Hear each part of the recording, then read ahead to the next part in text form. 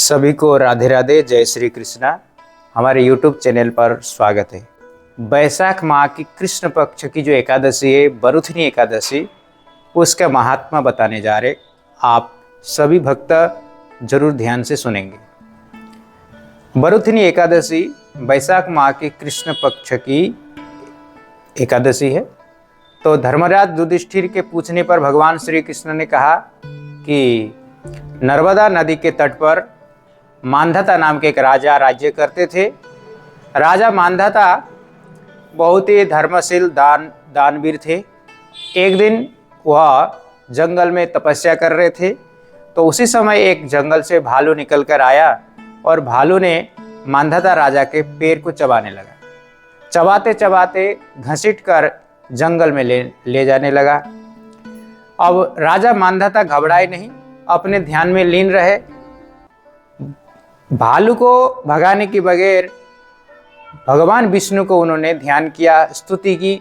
तो भगवान विष्णु प्रसन्न होकर प्रकट हो गए और सुदर्शन चक्र से भालू को अंत कर दिया और राजा को कहा कि क्या वरदान चाहते हो।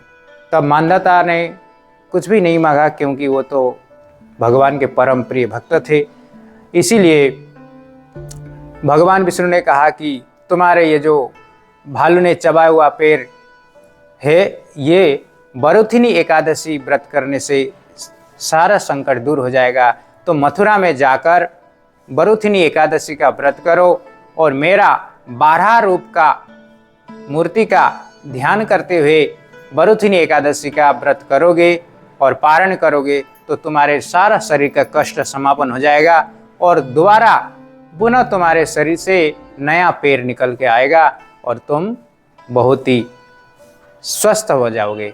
इस प्रकार से भगवान विष्णु ने कहकर आशीर्वाद देकर चले गए और मांधाता राजा ने उसी प्रकार एकादशी व्रत मथुरा में आकर किया और भगवान 12 का रूप था, मूर्ति का ध्यान करते हुए, पूजन करते हुए एकादशी का व्रत करने के कारण मांधाता राजा का कुष्ठ शरीर ठीक हो गया और पुनः उनका शरीर ठीक हो गया।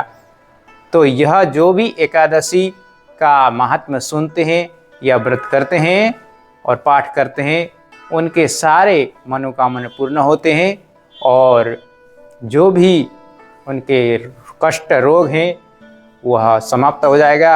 अंत में मांधाता राजा को स्वर्ग की प्राप्ति हुई। तो यह एकादशी बहुत ही महत्वपूर्ण है। आप सभी भक्त इस व्रत जरूर करें। राधे राधे।